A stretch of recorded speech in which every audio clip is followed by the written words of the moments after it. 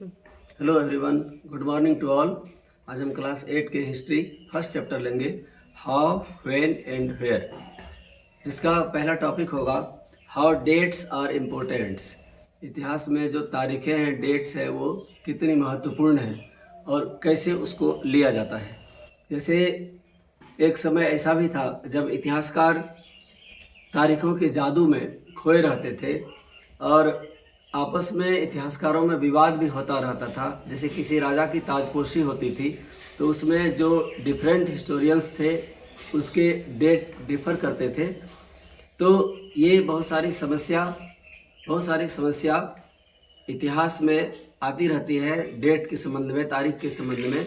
लेकिन हम व्यवहार के तौर पर आप यह जान सकते हैं कि अगर कहीं पर कोई इवेंट होता है, कोई घटना घटती है, तो हमारे मन में सबसे पहले सवाल उठता है कि क्या हुआ, और फिर जब क्या हुआ का समाधान होता है तो उसके बाद फिर एक सवाल उठता है कि कैसे हुआ और कब हुआ। तो ये सारी चीज़ें बहुत ही इम्पोर्टेंट है इतिहास के लिए। कब हुआ, कैसे हुआ, क्या हुआ, क्यों हुआ, ये बात इम्पोर्टेंट है। इसी से संबंधित ये पहला चैप्टर है हमारा, और आज यह फर्स्ट क्लास है। हम सबसे पहले आप सभी भैया बहनों को ये निर्देश देना चाहते हैं, इंस्ट्रक्शंस देना चाहते हैं कि आप अपने घर में अभी जो इतिहास है इसका, या जो भी सोशल स्टडीज़ के जो भी सब्जेक्ट्स हैं, ज्योग्राफी, हिस्ट्री, सिविक्स आदि, तो इसका थोरो स्टडी करेंगे। ये कोई मैथमेटिक्स या साइंस नहीं है कि जो आपसे नहीं बनेगा विदाउट मार्गदर्शन के।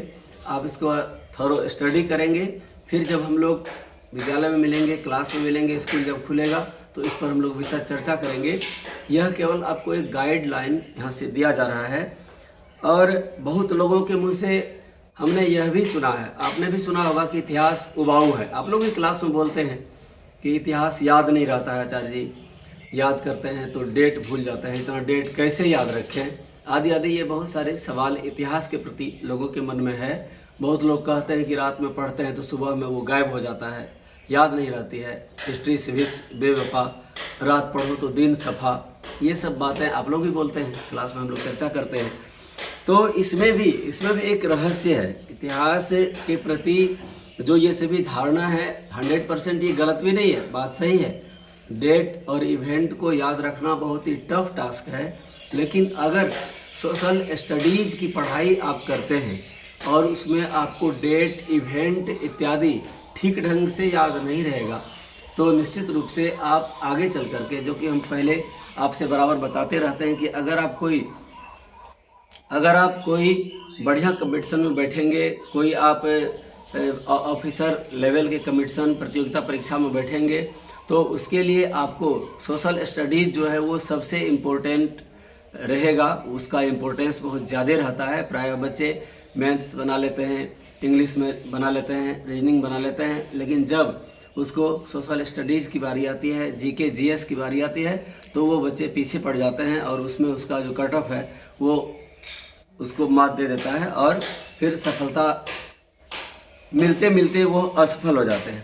तो इसके बाद फिर एक बात और देखने की है कि रोज़मर्रा की ज़िंदगी में हम अपने आसपास की चीज़ों पर जब ऐतिहासिक सवाल उठाते हैं, जैसे उदाहरण लीजिए कि अब हम चाय पी रहे हैं, सुबह उठकर चाय पीते हैं, तो चाय पीते समय अगर हमारे मन में सवाल आ गया कि सबसे पहले चाय किसने पिया था, वो कौन सी तिथि होगी जो लोग चाय पीना शुरू किए थे, तो इसका सटीक आंसर शायद आपको नहीं मिलेगा कि भारत में चाय की शुरुआत कब हुई। एग्जैक्ट आंसर हमको नहीं मिल पाएगा। सुबह सुबह पेपर वाला आपको न्यूज़पेपर दे के चले जाते हैं और आप पेपर पढ़ते हैं, आपके मन में सवाल आ जाता है कि सबसे पहले न्यूज़पेपर की शुरुआत कहाँ हुई, या फिर जब न्यूज़पेपर्स नहीं थे तो लोगों को एक जगह से दूसरे जगह किसी समाचार कैसे पहुँचाया जाता था, आदि आदि। ये सारी चीज़ें जो है वो विवादास्पद है और लोग सोचने के लिए विवश हो जाते हैं। तो इसीलिए पहला टॉपिक हमारा है कि हाउ डेट्स आर इम्पोर्टेंट्स। ये तारीखें जो है वो कैसे महत्वपूर्ण है और किस तरह से महत्वपूर्ण है। तो ये सब कहता है कि we can not fix an single date on which British rule was established और द नेशनल मूवमेंट स्टार्टेड।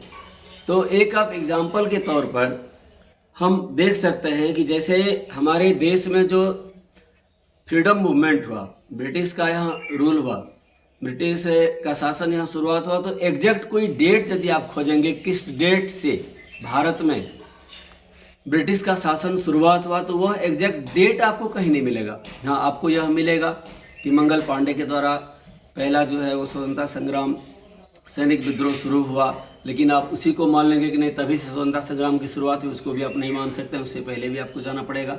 तो ये विवादास्पद है। इस चैप्टर में हम लोग इसी की चर्चा करेंगे और इसी पर प्राय इसमें डिस्कशन दिया गया है, ताकि आपको आगे इतिहास पढ़ने में, हिस्ट्री पढ़ने में थोड़ा सा अच्छा लगे और थोड़ा अच्छा लगे आपको, और फिर उस पर आप अगर कहीं विवाद भी हो तो आप उसको माइंड से निकाल दें, आदि आदि। इसलिए पहला चैप्टर में ऐसा दिया गया है।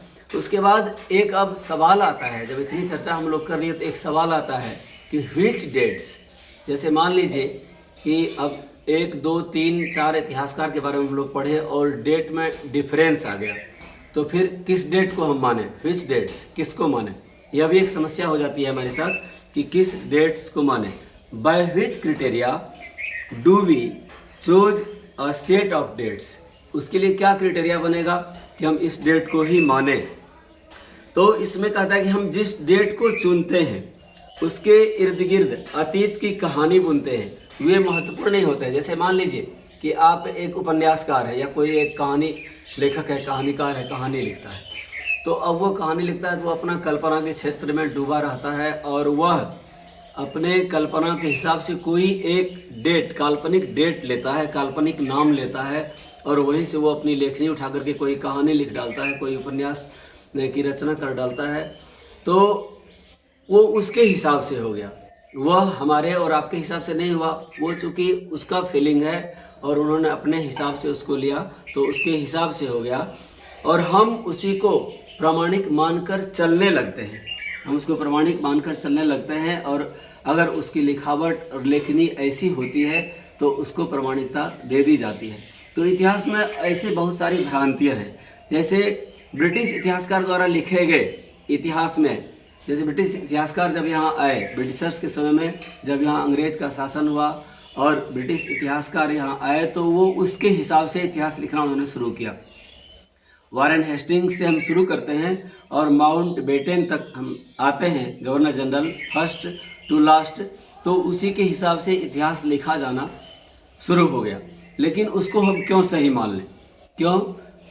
वो ब्रिटिशर्स के इतिहासकार थे और वो ब्रिटिश गवर्नर जनरल के हिसाब से उन्होंने इतिहास लिखना शुरू किया, तो वो इतिहास में छप गया। यहाँ भी एक विवाद खड़ा हो जाता है। उदाहरण के लिए 1817 में स्कॉटलैंड के अर्थशास्त्री और राजनीतिक दार्शनिक जेम्स मिल ने हिस्ट्री ऑफ ब्रिटिश इंडिया को नामक एक किताब लिखी थी। उसको 3 विशाल कालखंड में उन्होंने विभाजित किया था, उसको बांटा था, और जिसमें पहला था हिंदू, दूसरा था मुस्लिम, तीसरा था ब्रिटिश। तो उन्होंने ऐसा पैमाना किया कि ये जेम्स मिल ने उसको 3 भाग में बांटा, एक हिंदू, दूसरा मुस्लिम, तीसरा ब्रिटिश। इतिहास के 3 कालखंड में इतिहास को बांटा गया।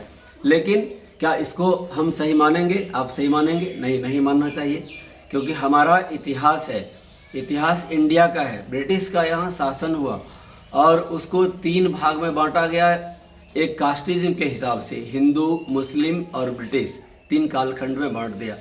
तो ये सभी बातों को नज़रअंदाज भी हम कर सकते हैं और अपने दिमाग में इसको मन मस्तिष्क में रख भी सकते हैं। लेकिन ये सारे बातों के अलावा अब हम अपने मेन पॉइंट पर आते हैं। इतिहास को 3 भाग में बांटा गया है, पहले भी हम लोग चर्चा कर चुके हैं। क्लास 7th में आपको कितने बार आपको बताया जा चुका है, क्लास 6th में बताया जा चुका है कि इतिहास को 3 भाग में बांटा जाता है। पहला है एंशिएंट, प्राचीन, दूसरा है मेडिएवल, मध्यकालीन, तीसरा है मॉडर्न हिस्ट्री, आधुनिक काल का इतिहास। तो हमारे प्यारे भैया बहन, आज हम आपको केवल इतनी ही जानकारी देंगे कि इतिहास विभिन्न इतिहासकारों के द्वारा अलग अलग ढंग से लिखी हुई एक पुस्तक है, एक ग्रंथ है, और इसके जो भी इवेंट्स हैं उसको प्रामाणिक या अप्रामाणिक मानना हमारा आपका विवेक पर निर्भर करता है। इतिहास को मेनली 3 काल में बांटा गया है। पहला है आपको प्राचीन, दूसरा है मध्य और तीसरा है आधुनिक। ये 3 भाग में इतिहास को बांटा गया है। और आप सभी इस चैप्टर को, चैप्टर छोटा सा है, इस चैप्टर को आप सभी बढ़िया से थोरो स्टडी करेंगे और इसमें जो हमने चर्चा की है उसको एक पॉइंट बनाएंगे। जेम्स मिल के बारे में हमने चर्चा किया है, फिर इतिहास के 3 कालखंड के बारे में हमने चर्चा किया है, फिर आपको बहुत सारे एग्जाम्पल्स हमने दिए हैं। ये सारे चीज़ को आप नोट करेंगे, एक नोट्स तैयार कर लेंगे, फिर और घर पर समय का सदुपयोग करते हुए पढ़ाई करेंगे। फिर नेक्स्ट क्लास में हम मिलते हैं। धन्यवाद।